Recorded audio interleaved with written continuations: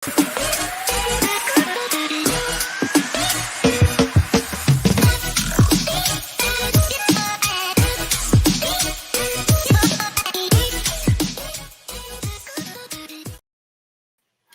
Pilipinas! Naku, marami po tayong pag-uusapan. Ang usapan po natin will be all about gold sa Asian Games. Maya-maya po, 8:45 to be exact, lalaban po si EUMIR Marcial for the gold medal in the light heavyweight class of men's boxing sa Asian Games. At bago natin pag-usapan yung laban ni EUMIR Marcial, pag-usapan po natin yung laban ng Gilas. Bukas na po yun. And that will be at 8 p.m. Ang kalaban po ng Gilas, the undefeated team Jordan, na tinalo na ang Philippines in the preliminaries to the tune of 87-62. That's a 25-point margin. Okay, now, just to be able to set the perspective, ito, sasabihin po natin, to remind everyone that itong possible gold medal ng Gilas Pilipinas, kung sakasakaling man masungkit natin yung gintong medalya, will be the first gold medal ng Pilipinas in the Asian Games in 61 years. Aba, the last gold medal na nakuha ng Philippines sa Asian Games, naglalaro pa sa FIBA Hall of Famer, Kaloy Lozaga. And the last time the Philippines made it to the final and got a silver medal was in 1990. That was a long time ago. Mga ka-sports, naglalaro pa si Ramon Fernandez at that time. So that was 37 years ago. So history na making itong mangyayari po. Gilas versus Jordan for the gold medal in men's basketball sa Asian Games. Okay, meron na akong sinabi kanina about yung Jordan na panalo against Philippines in the preliminaries. Ito po nangyari in that game, and I want to be able to show you why that game was, ang tawag ko, aberration. In other words, very extraordinary ang resulta na yon. Ito, meron tayong pakikita sa inyo na graphics to show you yung averages po ng Gilas in the entire Asian Games tournament at kung anong nangyari in the game against Jordan. Okay, ang average po ng field goal percentage ng Philippines in the entire Asian Games is 44%. Aba, akalain nyo sa Jordan, ang average field goal natin was only 33%. Sa 3-point percentage, ang average ng Gilas in the tournament is 33%. Against Jordan, 17%. Rebounds, makita natin ang diferensya. Sa assists, ang average assist natin is 18.2. But against Jordan, only 9. Fast break points, 10.3. And transition points ng Philippines in the entire tournament against Jordan, dadalawa lamang. And of course, in terms of offense, the points averaged by Gilas in the entire Asian Games is 79.8 points. Aba, kalain nyo, against Jordan, we only scored 62 points. So very clearly, yung nangyari in that game in the preliminary, Philippines versus Jordan, was not the way Gilas ordinarily plays. In other words, ang tawag ko dyan, aberration. That is something that I feel will not happen again. And I hope that in the game between Philippines and Jordan for the gold medal, hindi na po mangyayari yon. That Gilas Pilipinas will be able to pull the rug from under Jordan and get that gold medal. Okay, next, ito pong slide natin, pwede natin sabihin, ito yung wanted list ng Jordan. Yung 6 na player ng Jordan na dapat natin bantayan.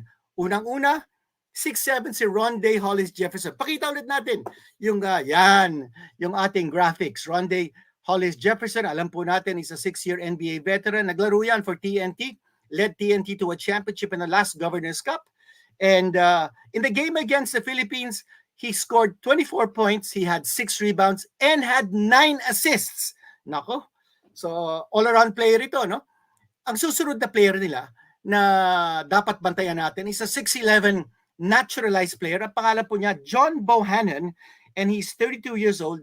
He played 4 years for the University of Texas at El Paso, and an import who has played in many countries: Lebanon, Dominican Republic, Bahrain, Germany, New Zealand, Taiwan. So he has been all over the place, and John Bohannon is the second naturalized player ng Jordan after Rondae Hollis Jefferson.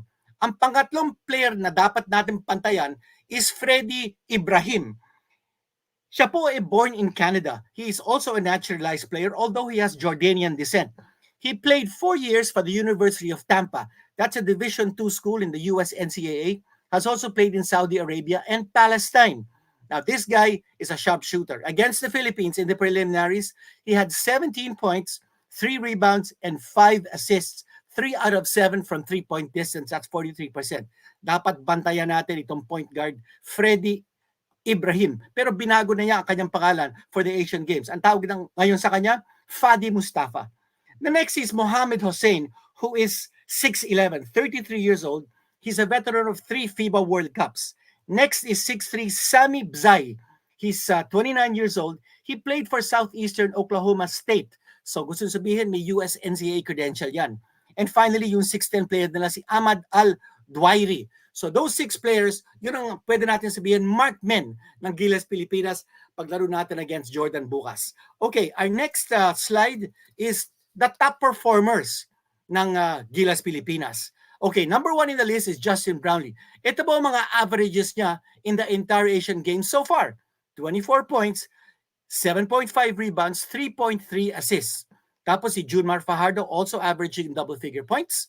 CJ Perez, Scotty Thompson is 8.3 points, 7 rebounds, and 3.5 assists. So he's the second leading rebounder ng Gilas Pilipinas after Justin Brownlee. Calvin Oftana, 6.7 points, 2.8 rebounds, 1.3 assists. And finally, si Ange Kwame, 6.3 points, 5.3 rebounds. Yan po ang mga top performers ng Gilas. And we're hoping that they'll be able to match or even surpass their averages once we play Jordan for the gold. Bukas na bukas po yan. Now, 3-point shooting is a very important ingredient sa ating opensa. And these are the top 3-point shooters ng Gilas Pilipinas. Number 1 in the list is Justin Brownlee, hitting 41% from beyond the arc. Calvin Oftana, hitting 33% from beyond the arc. And then there's CJ Perez. He has hit 5 out of 12 attempts from 3-point distance, 42%. Scotty Thompson, Marshall Lassiter, Arvin Tolentino have hit 3 triples each in the entire Asian Games so far. Yan po ang mga 3-point shooters na pwede natin sabihin, mga pambato natin to hit from the outside.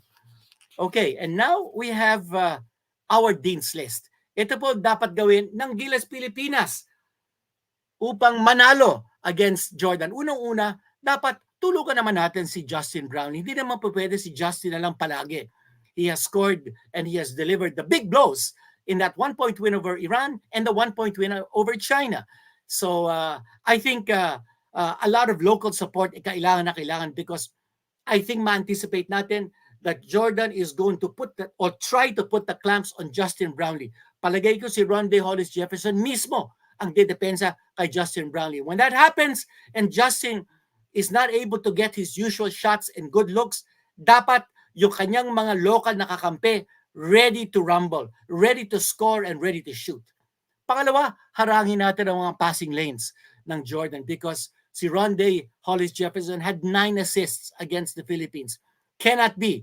If he's hitting 24 points and throwing 9 assists in that game against Gilas Pilipinas, dapat hindi na po maulit yan. And the one way to do it is to deny Rondae Hollis Jefferson possession. So pag-umpisa pa lang, wag na natin pahawakan ng bola si Rondae. Of course, it's easier said than done, but there are many ways to do that. You can front him. If he plays the wings, then you make sure that there is always a man on top of him para hindi makarating yung bola sa kanya na madali.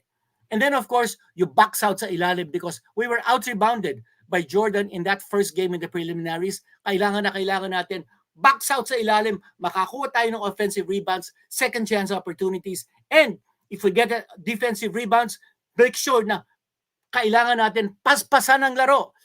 Quickness, the speed of Gilas Pilipinas, I think is very important in beating Jordan.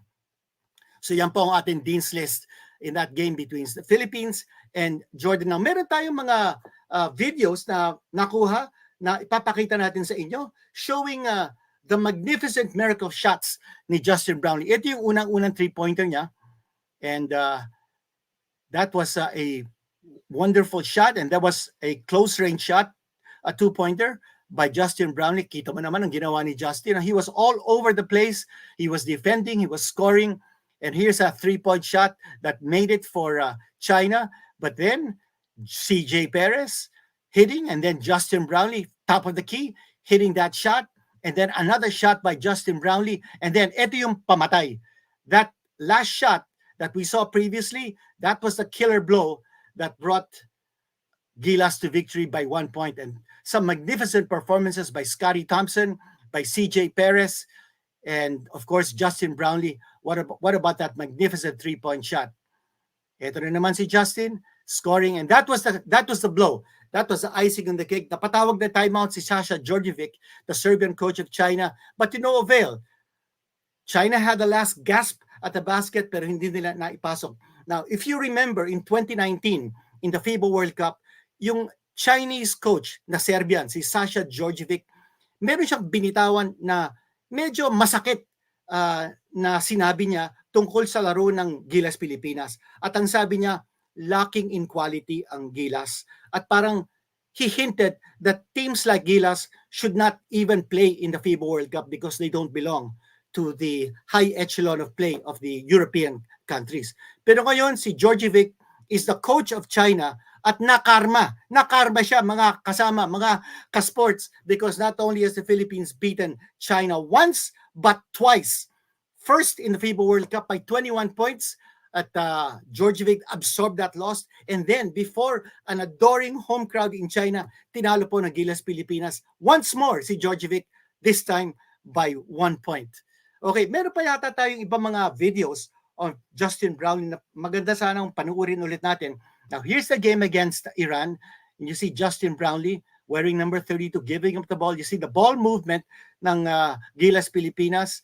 And then Brownlee is on the, they're trying to get possession of the ball. He finally gets it. And then he drives and then hits that shot. Now, that was the marginal shot that bailed out the Philippines. And now you have Iran trying to bring up the ball. Now, again, a 1-point victory by Gilas Pilipinas over Iran. And back-to-back 1-point victories po yan ng Gilas Pilipinas in the Asian Games. First against Iran, and then of course against China. So bukas na bukas, maglalaro po ang Gilas kontra Jordan for the gold medal in the Asian Games. And if we make it, as I said earlier, it will be the first time that the Philippines makakakuha ng gintong medalya sa Asian Games in 61 years. Kalain nyo, naglalaro pa si Kaloy Loizaga in 1962 when the Philippines last won the gold medal in men's basketball. Okay, mga ka-sports, kung meron pa kayong katanungan, meron kayong mga comments, just send them all in and we'll try to answer whatever questions you have. Okay, ito po ay wag nyo sila i-jinx. Nako, wag natin i-jinx ang Gilas Pilipinas. Okay? I hope we don't jinx. That's certainly not in what we had in mind. Okay, some Chinese fans even treated the Gilas Pilipinas team as Philippines Team B, and then that shocker happened to them. Tama yun, no? Because akala nila itong ginawa ng Gilas Pilipinas was really not the same team that played in the FIBA World Cup. You remember, only 3 players on this team in Hangzhou played sa FIBA World Cup. So, pwede natin sabihin that it is almost like a brand new team. Si Japet Aguilar, Junmar Fajardo, and Scotty Thompson are the only holdovers from the team that played at the FIBA World Cup. At of course, matatandaan po natin that about 2 weeks before the team left for Hangzhou, hindi yata nasabihan si Coach Tim Cone na he can only choose players from the list of 37 that was submitted to the Asian Games organizers several months back. So, meron siya napili ng mga 5 players who were ruled ineligible. So, very hastily, si Coach Tim Cone, pinasok niya 5 na bagong player to be able to represent the country among those candidates na nasa pool of 37. So, ganun po nangyari. I think this was the most difficult campaign of the Philippines because kulang na kulang sa practice. They only had siguro mga 4 or 5 practices and only 1 tune-up game bago sila nakapunta sa Hangzhou. So, I would say lacking in preparation, but super big naman ang puso nila because they went out there to fight for the country. Ang motivation nila is go for gold, go for the flag. And that's exactly what they did. Ito naman from Max Cabanyero, sana nga manalo Gilas bukas at si EUMIR. Sana manalo mamaya. Yes, 8:45 p.m. ang laban po ni EUMIR Marshall. At Well, since that is coming up, we're going to talk about EUMIR, Marshall, just in a little while. But here's another comment. Pag manalo po ang Gilas sa gold, they will qualify po sa Paris 2024. Unfortunately po, hindi qualifier for the Olympics and Asian Games. Kanya kung sino po manalo sa Asian Games, hindi po qualified for the Olympics. Magkakaroon po ng Olympic qualifying tournaments in the month of July of next year. Sasali naman po ang Gilas in those Olympic qualifiers. Pero ang Asian Games, hindi po siya Olympic qualifier. Here's another question. Sa ilan po ba ang allowed the naturalized players sa Asian Games? Ba magandang tanong yan. Coming from Ms. Enyanyan's Adventure. Okay, sa Asian Games, ganun din sa SEA Games, yung pong naturalized players, wala pong limit. Kung sino man ang makapakita ng passport of the country that they're representing, pasok na sila. So you can have as many as 12 naturalized players kung gusto ninyo. Yung Cambodia nga had at least 5 naturalized players. At tinalo nga nila ang Philippines in the preliminaries, pero nakabawi naman tayo sa gold medal match. But yes, that's also the reason kung bakit dalawa pa ang naturalized players natin, no? Sa Hangzhou, si Ange Kwame at saka si Justin Brownlee. Pero siguro in the next episode, pag-uusapan natin kung anong dapat na ruling on eligibility. At dapat uniform ang ruling. Hindi po pabago-bago yung Southeast Asian Games, Asian Games, iba sa FIBA World Cup. Dapat yan, one uniform eligibility rule for all para hindi tayo nagkakagulo. Okay, here's another question or rather comment. Question, what are your thoughts regards Iran coach said that we have many naturalized players on our team? Dalawa lang po ang naturalized players natin. Akala po nung Iranian coach na si CJ Perez naturalized. Hindi po naturalized si CJ Perez. Alam po natin half Filipino si CJ Perez. So, at lumaki po yan sa Pangasinan. So, hindi po siya naturalized. Yung naturalized players po natin, yung mga player na dumadaan sa Kongreso para makakuha ng citizenship. So, dadalawa lang ang player na dumaan sa Kongreso to get naturalized. Si Kwame lang po at saka si Brownlee. So, dalawa lang po ang naturalized players natin. Pero yung ibang mga teams, marami din silang naturalized players. Sobra. Pero siguro we'll talk about that at some other episode. Ito naman, from Enteki, how can they stop Rondé Hollis Jefferson? Well, napag-usapan natin yan sa Dean's List. No? You deny him possession.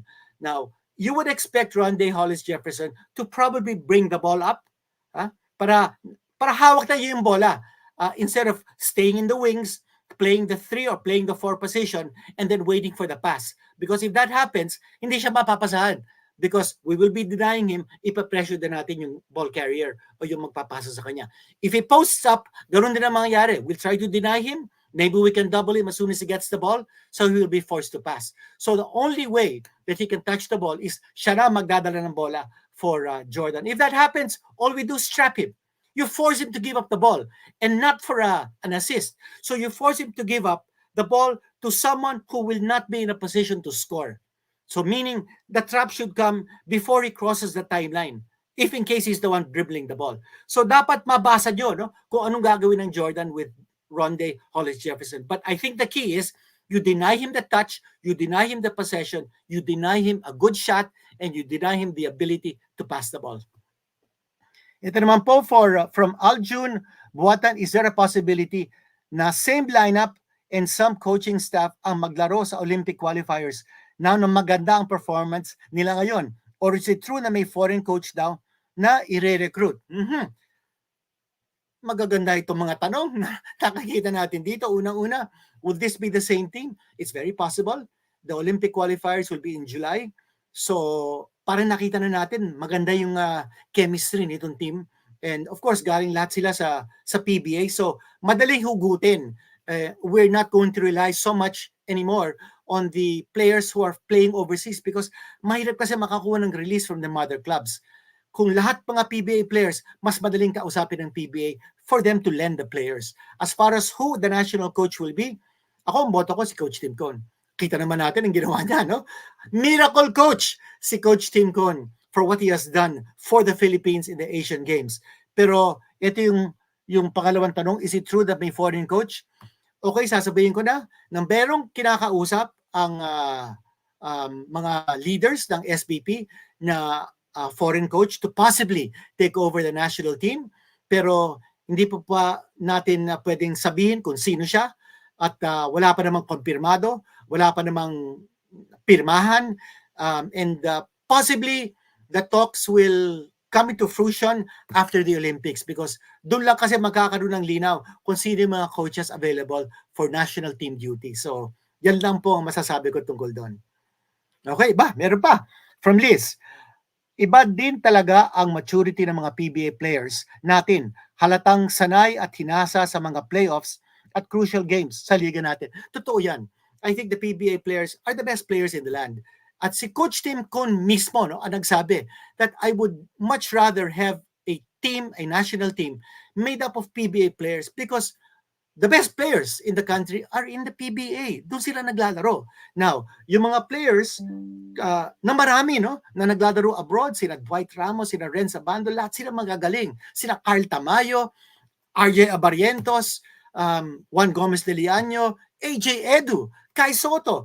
Those guys are all playing abroad and they will always be welcome to play for the national team.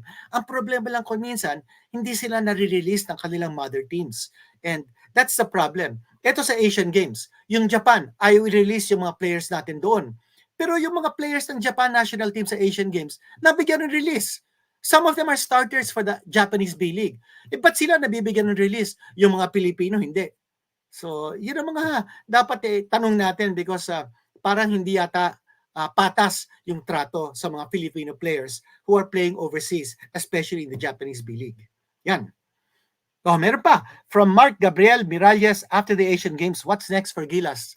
Well, I think it's going to be, first, there will be a FIBA Asia Cup qualifying window, and that will be in February. Sa February, magkakaroon po ng Asia Cup qualifying window, and that will mean a few games. Nagkaroon na po ng draw. I understand that New Zealand is one of the teams in the draw sa bracket ng Team Philippines. And then, of course, in July, then magkakaroon na ng Olympic qualifiers. So, yun ang hinahabol po ng Gilas Pilipinas. There will also be more FIBA Asia Cup qualifiers along the way. There will be also in November of next year. So, hindi pa natin masasabi kung sino yung mga player na pwedeng maglaro doon because aayusin pa ng PBA ang kanilang schedule to coordinate. But the good sign is, ang team manager ngayon ng Gilas Pilipinas sa Hangzhou Asian Games is PBA Barangay Ginebra Governor Alfrancis Chua. At ang PBA Commissioner mismo na si Willie Marshall is the deputy team manager. So, yung chemistry at saka yung coordination between the PBA and SBP, super maganda na ngayon. And of course, it has always been good in the past, but I think it's even stronger now with the commissioner himself sitting on the bench along with Governor Alfrancis Chua. Okay, another question from Michael Luis Quatris. Nag-announce na si Will Voigt ang magiging coach ng Gilas. Hindi po totoo yan. I think Will Voigt is, if I'm not mistaken, a coach in the NBA G League. So Will Voigt had asked actually if he could be included in the lineup of candidates for the national team. But my understanding was that was back in 2019. Meron po siyang team sa NBA G League. So I think he's tied up to that. Hindi po totoo yung bali-balita na Will Voigt will be our next national coach. Okay, it's now 8:27 in about 15 minutes. Lalaban na po si EUMIR Marshall. And before that, we'd like to tell you a little bit about EUMIR Marshall at yung makakalaban niya. Unang-una, dapat sabihin natin si EUMIR Marshall is fighting in the light heavyweight division, 80 kilograms, for the first time in his career. Nasanay na po siya in the 75 kilogram division, middleweight division po yan. Pero sa darating na Paris Olympics, because boxing in the Asian Games is a qualifier for the Olympics. So nawala na po yung 75 kilogram division. Biglang nabura sa Olympic calendar, and they put in this new category of 80 kilograms light heavyweight. Kanya EUMIR Marshall, napwersa siyang umakyat sa timbang from 75 to 80 kilograms. So a lot of us were wondering, kaya ba niya yung lakas ng mga kalaban niya at 80 kilograms? At madadala ba niya ang kanyang power to 80 kilograms? Yung dating potent na suntok niya sa 75 kilograms, ganun pa rin katindi kung sa 80 kilograms? Well, we've been seeing some very good results at Asian Games as far as EUMIR is concerned. By the way, he was supposed to actually fight against an undefeated fighter in the US, pero na-postpone po yan. And parang that was a sign from God that EUMIR Marshall, who's very prayerful, said that ito na ang sign na baka dapat pumasok ako sa Asian Games and vie for another Olympic shot because he got a bronze medal in the middleweight division in the Tokyo Olympics. Now he wants to gun for gold. And kinausap po niya si Senator Manny Pacquiao, ganun din ang MP Promotions head Sean Gibbons, and lahat sila nagpulong-pulong, including EUMIR Marshall's wife, Princess, at ang decision po nila is go to the Asian Games and fight it out for an Olympic ticket. Good luck, EUMIR Marshall. Kaya mo yan, sabi ni Sport T or TY. By the way, EUMIR Marshall at saka yung kanyang kalaban, medyo mahirap-hirap itong pangalan ng kanyang makakalaban. Tuwohetyr Deke Tanglatihan. Pero bago yan, ito po ang record ni EUMIR Marshall sa Asian Games. You know this, kayang-kaya niya yung mga kalaban niya at mukhang kaya-kaya din ang kanyang bagong timbang of 80 kilograms. Tinaro niya po si Ganzorig of Mongolia, 5-0. Nguyen of Vietnam, 5-0. Jong Hono of Thailand, knockout in the second round. And Gusan of Syria, knockout in the second round. So apat po ang panalo ni EUMIR Marshall all the way to the final. Now, because he has reached the final, EUMIR Marshall, ito, baka hindi po natin nalalaman ito, no? He has now qualified to go to the Paris Olympics because ang patakaran po ng Asian Games, the two finalists automatically get Olympic tickets. So, hindi lang po assured si EUMIR Marshall ng sure silver medal, but he also now is guaranteed an Olympic ticket to Paris. Ito naman ang kanyang kalaban, ang record ni Tanglatihan. Si Tanglatihan po, we're gonna flash that record now in just a bit. He was born in China, but his parents are Kazakhstan. So, Kazakhstan po siya, no? He is from Kazakhstan. And ang record po niya, he has fought 3 times because he drew a bye in the first round. Unlike si EUMIR, he had to fight 4 opponents. Si Tanglatihan fought only 3 opponents on the way to the final. And I don't know if we can show that graphics now. Yan, ito. Ito po ang record ni Tanglatihan, a Chinese with Kazakhstan roots. Tinalo po niya yung reigning world light heavyweight champion na si Oralbay of Kazakhstan. Pero gipitan, 3-2 ang decision niya. And then he beat Bekzigit of Kyrgyzstan 4-1. And finally, tinalo po niya from Uzbekistan si Khabibulaev 4-1. So, lahat po ng laban ni Tanglatihan, hindi po madali para sa kanya. Every single fight was won by a split decision. Pero parang nakikita natin, no? Kung Chinese fighter ka, medyo may hometown advantage ka. Baka nakaka-impluensya yan sa mga judges. I hope not. But all these 3 fights were close and all these 3 fights were won by Tanglatihan by split decision. Okay, ano naman po ang dapat gawin ni EUMIR Marshall para manalo? Meron din tayong Dean's List dyan. Okay, unang-una, power kontra distansya. Alam po natin, ang style ni Tanglatihan is to fight from a distance. Boxer siya. At si EUMIR naman is a puncher. So, importante, ma-overwhelm ni EUMIR si Tanglatihan with his power kontra sa distansya ni Tanglatihan. Volume punching ang kailangan because puntusan dito sa Asian Games. 1 knockdown will only mean 1 point. It's the same point that you score when you land a nice jab. So, volume punching po ang kailangan. Padamihan po ng suntok. And for EUMIR Marshall, dapat sugurin niya ang kanyang kalaban na si Tanglatihan hanggang tumukod.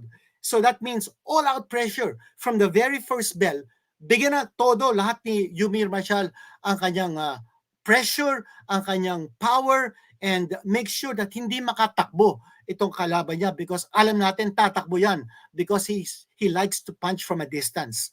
At pang-apat, wag natin pabayaan lumayo si Tanglatihan because distansya nga ang laban niya, he's gonna fight with good range. He has a longer reach. He's a taller fighter than Eumir Marshall.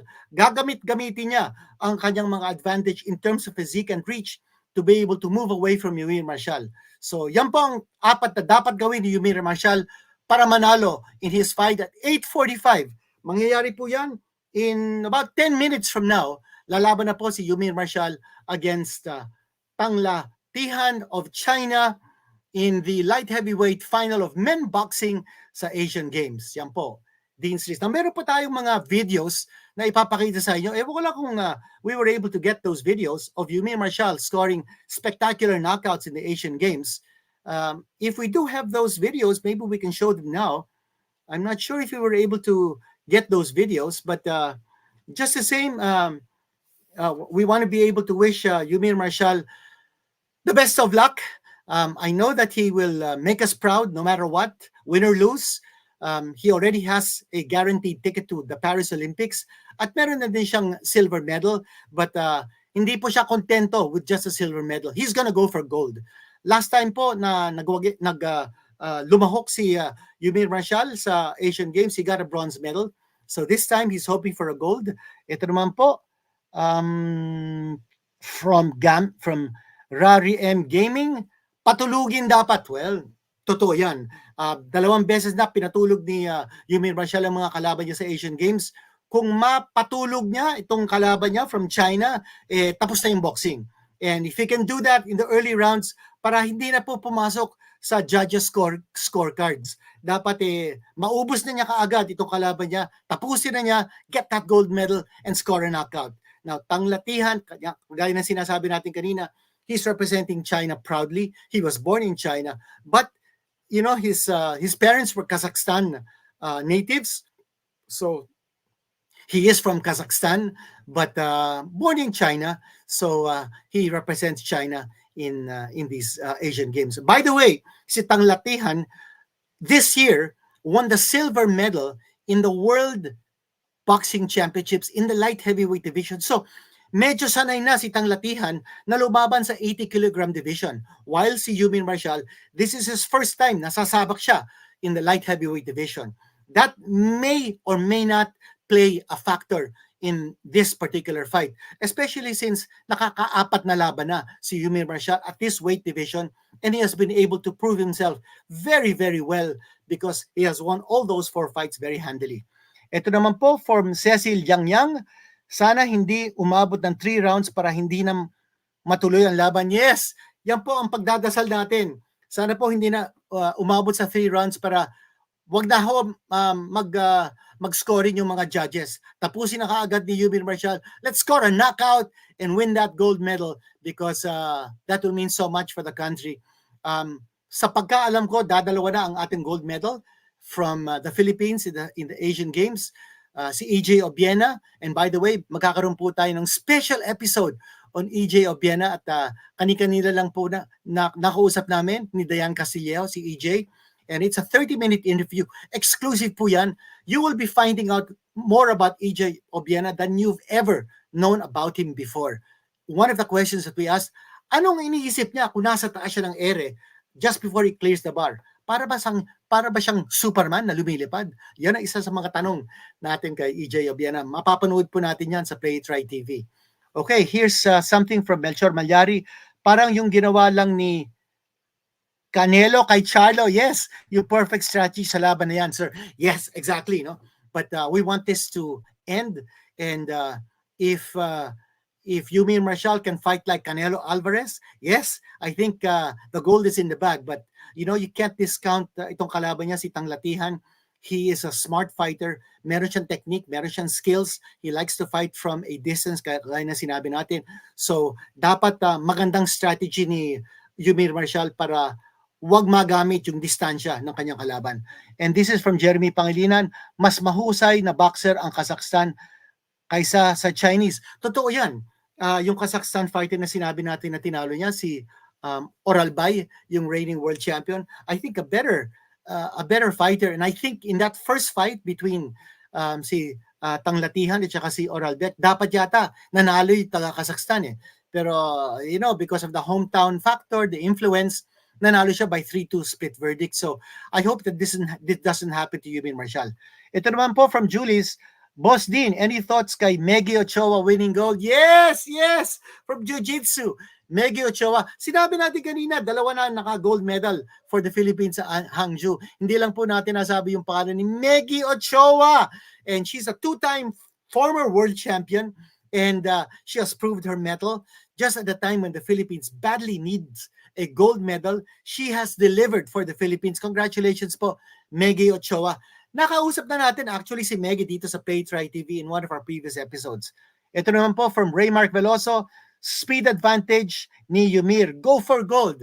Well, yes, may speed, may lakas si EUMIR Marshall, pero ang ginagamit din ni Tanglatihan, yung kanyang movement, yung lateral movement. Makikita natin sa laban, he likes to go side to side. That is a perfect strategy against someone who is coming forward like EUMIR. Si EUMIR kasi pasugod eh. So, kung meron kang lateral movement, parang naiisip mong gumawa ng paraan para maiba yung diskarte ng kalaban. So, I think it's important for EUMIR na basahin niya kung inong gagawin ni Tanglatihan. Kung gagalaw-galaw sa side to side, dapat abangan na niya where Tanglatihan is gonna go. If he's gonna go to the right, dapat i-cut the ring off on the right. So, bago siya makarating dun sa spot niya, nandun na si EUMIR, sinusuntok na siya. From Joel Lopez, hello po, pa-shoutout. Joel Lopez, kumusta? Shoutout from PlayItRight TV all the time. At okay, mukhang malapit na magsimula yung laban. Hindi, we have 5 more minutes to go. So kung meron pa kayong mga tanong, throw them over from Yaj Katubag. Sir, speaking of Olympics, matutuloy ba si Manny Pacquiao? Maganda rin naman itong question. Galing kay Mr. Katubag. Okay, Manny Pacquiao is 44 years old. Unfortunately, there is an Olympic age limit for boxing. 40 years old po ang age limit for boxing. So, overage na po si Senator Manny Pacquiao.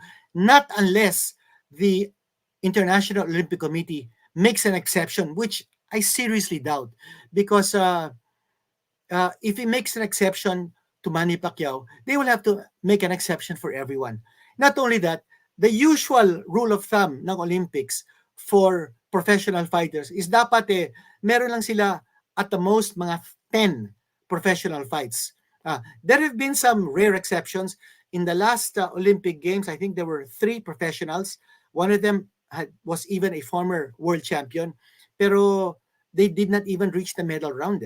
Kasi iba yung laro sa Olympics, iba yung laro sa professional. Sa Olympics, 3 rounds lang yan. Pero sasabihin nyo, kung yung mga professional, sanay sa 12 rounds. Maning-mani nila yung 3 rounds. Hindi po ganon. Because sa Olympic boxing, ang weigh-in, araw-araw yan. Or every day that you have a fight, you have to be weighed in. Sa pro kasi, you weigh in the day before the fight, tapos na. And you fight only once. Pero sa Olympics, sunod-sunod ang mga laban mo, kagaya sa Asian Games. This is now the 5th fight of EUMIR Marshall. Meaning to say that in the morning of every fight that he has fought, dapat nag-weigh in siya. And he has to make that weight. So unlike in the pros, you weigh in the night before, or rather the afternoon before, tapos overnight, you can put on 10 pounds and you will still be allowed to fight the next day. So ibang-iba ang patakaran ng Olympic kaysa sa professional. And of course, yung scoring of the knockdown. Sa Olympic boxing kasi, yung knockdown is just 1 point. And over in the professionals, yung knockdown, malaking bagay. You score a knockdown in 1 round, it's a 10-8 round automatic. Unless the other fighter is able to mount a series rally that can make it 10-9. But still, the one who scored the knockdown will win that round. Okay, another one from Sport TY. I think EUMIR can handle the Kazakhstan fighter if he is not a strong KO puncher. Yes, actually, tama yung sinabi mo, no? Sport TY. He is actually a Kazakh, but he was born in China, so he represents China. And he is a hometown hero, no? Sa China. Kanya, he is not a strong puncher, but I saw in his last fight, no? He's a technician. And mahaba kanyang mga kamay, and he likes to score with that very patented jab straight combination. Yung kanan niya ang dapat na batayan ni EUMIR. Dapat maiwasan niya yon. If he can make sure that he is able to parry that shot, then he can counter with his right. I think that'll be the right opening para sa kanya. For Edward Canones, up to 10, chance na manalo si EUMIR. Okay, up to 10, ang chance po na manalo ni EUMIR, I would say 8. 8 for him to win the gold medal. I think he can knock out this Chinese fighter. And if he's able to connect solidly, the Chinese fighter is gonna go down. Yan po ang aking fearless forecast for that fight. I'm just hoping that that it happens. Okay, meron pa bang ibang mga katanungan? If not, I hope you enjoyed this show. Meron pa. From Art Hasme, pa-shoutout po din. Art, kumusta? From PlayItRight TV, ito po si Ginito Henson. Here's another one from Random Gamer Buddy. Out of topic po, Sir Dean, since Brownlee is naturalized, does this mean that his kids become Filipino citizens? Masyadong ma-intriga itong mga questions natin. Ang gagaling nyo po lahat. Lahat kayo nang tatanong mga questions. Napapaisip po tayong lahat. He's naturalized, but I think the children of Justin Brownlee first have to be born here. And if they're born here, maybe they can be listed as a Filipino citizen since they were born here. Although, yes, yung mga naturalized, they can escape naturalization process if they have Filipino lineage. Because jus sanguinis ang nire-recognize ng Philippine government, hindi po yung jus soli. Pero in the case of Justin Brownlee being a naturalized, if he has children born in the Philippines, I would say they are or they can become Filipino citizens. Yan po ang aking pananaw. Okay, mag-uumpisa na po yata ang laban ni EUMIR Marshall. Let's pray for EUMIR that he wins. Mabuhay po kayo. Uda din. Ako, maraming salamat from Franklin Cruz. Maraming salamat po. Panoorin po natin si EUMIR Marshall. Lalaban na ngayon about shout out po sa OFWs in China from Alex A. Lahat po ng mga OFWs sa China, hindi lang po sa China, all over the world na palagi pong nanonood ng PlayItRight TV. Maraming salamat po and more power to all of you. You are the pride of the Filipino nation. Yan po nagtatapos ang ating live analysis of Gilas and EUMIR Marshall going for gold in the Asian Games. Ito po si Ginito Henson. Huwag niyo pong kalilimutan, like, share, subscribe. PlayItRight TV all the time. Maraming salamat po. Until next time.